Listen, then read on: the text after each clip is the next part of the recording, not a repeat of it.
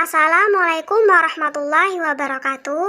Perkenalkan, nama saya Lutfi Maisaroh, NPM 1903032008 dari Prodi Akuntansi Syariah, Fakultas Ekonomi dan Bisnis Islam, IAIN Metro.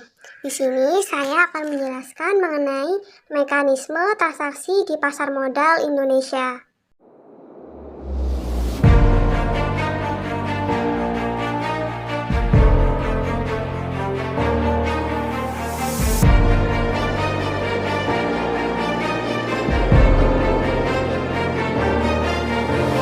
Untuk mengetahui bagaimana mekanisme transaksi di pasar modal, kita harus mengetahui terlebih dahulu perusahaan atau emiten mana yang sudah IPO.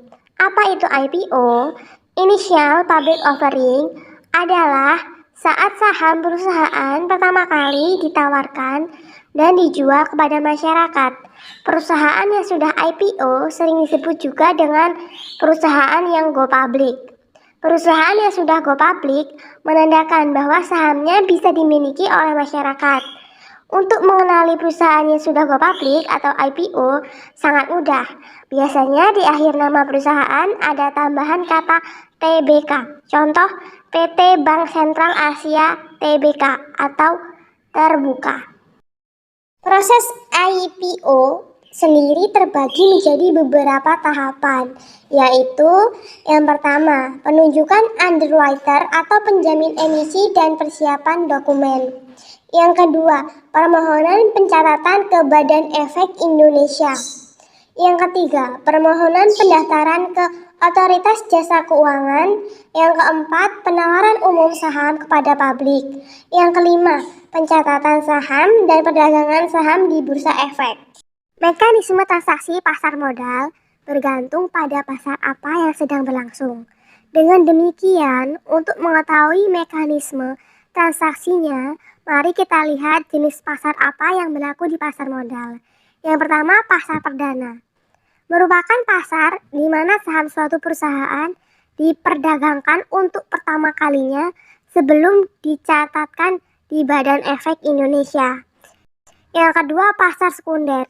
Merupakan kelanjutan dari pasar perdana setelah perusahaan mencatatkan sahamnya di Badan Efek Indonesia. Setelah saham tersebut tercatat, Badan Efek Indonesia atau BEI menggolongkan perdagangan saham di pasar sekunder menjadi 3 pasar, yaitu yang pertama pasar reguler adalah pasar di mana para investor melakukan transaksi dengan kenaikan harga yang sudah ditentukan oleh fraksi atau perubahan harga. Misalnya pada kelompok harga Rp50-200 per lembar saham, fraksi harganya adalah Rp1 per lembar saham. Berarti pada kelompok harga ini perubahan harga sahamnya ada pada kelipatan 1. Yang kedua, pasar negosiasi. Pasar ini dilaksanakan berdasarkan pada tawar-menawar antara pembeli dan penjual dengan berpedoman pada kurs terakhir di pasar reguler. Di dalam pasar negosiasi, investor bisa melakukan transaksi pada harga berapapun tanpa terpengaruh oleh fraksi harga saham yang berlaku di pasar reguler. Yang ketiga, pasar tunai. Pada dasarnya, pasar tunai ini mirip dengan pasar reguler. Perbedaannya terletak pada sistem pembayarannya. Pada pasar reguler, penyelesaian transaksi adalah T+2 atau 2 hari setelah transaksi. Sementara pada pasar tunai adalah T+0 sehingga transaksi dilakukan pada hari itu juga.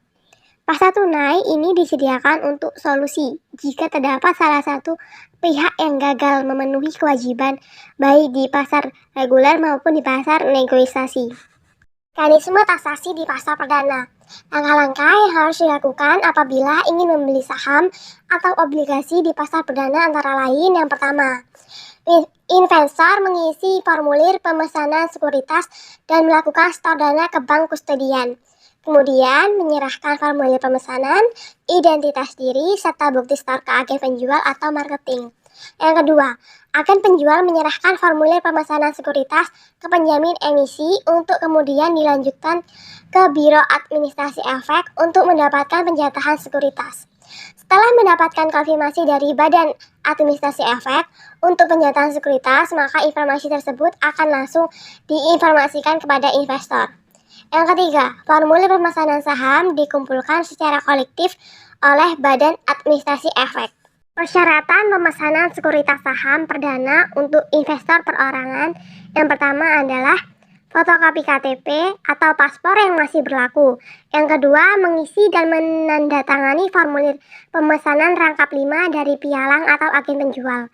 Yang ketiga, membayar jumlah pesanan sesuai jatah sekuritas yang diperoleh. Sedangkan persyaratan pemesanan sekuritas saham perdana untuk investor institusi adalah yang pertama, fotokopi atas nama direktur, yang kedua, fotokopi akta pendirian dan anggaran dasar, yang ketiga, fotokopi NPWP, yang keempat, mengisi dan menandatangani formulir pemesanan rangkap 5, yang kelima, membayar jumlah pesanan.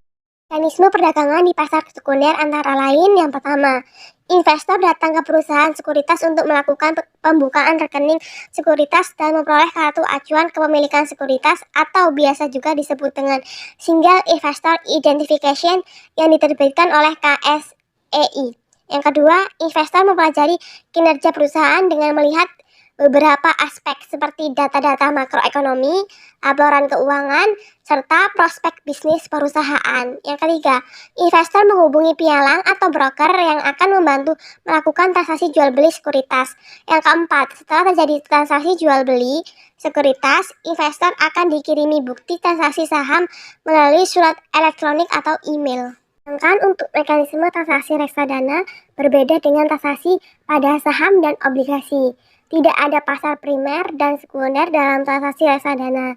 Transaksi reksadana dilakukan investor dengan cara membeli unit penyertaan dari manajer investasi dan menjualnya kembali ke manajer investasi. Proses tersebut dapat dilakukan secara langsung atau melalui agen penjual.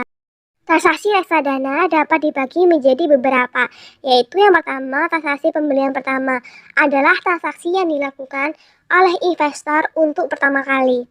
Yang kedua, transaksi penambahan atau top up adalah penambahan saldo atas reksadana yang dimiliki oleh seorang investor. Penambahan ini dapat dilakukan kapan saja tanpa ada ikatan jumlah dan waktunya sepanjang lebih besar dari minimum pembelian yang ditetapkan oleh masing-masing manajer investasi. Yang ketiga, transaksi pembelian atau investasi berkala adalah transaksi yang dikhususkan bagi investor yang tidak ingin repot dan menginginkan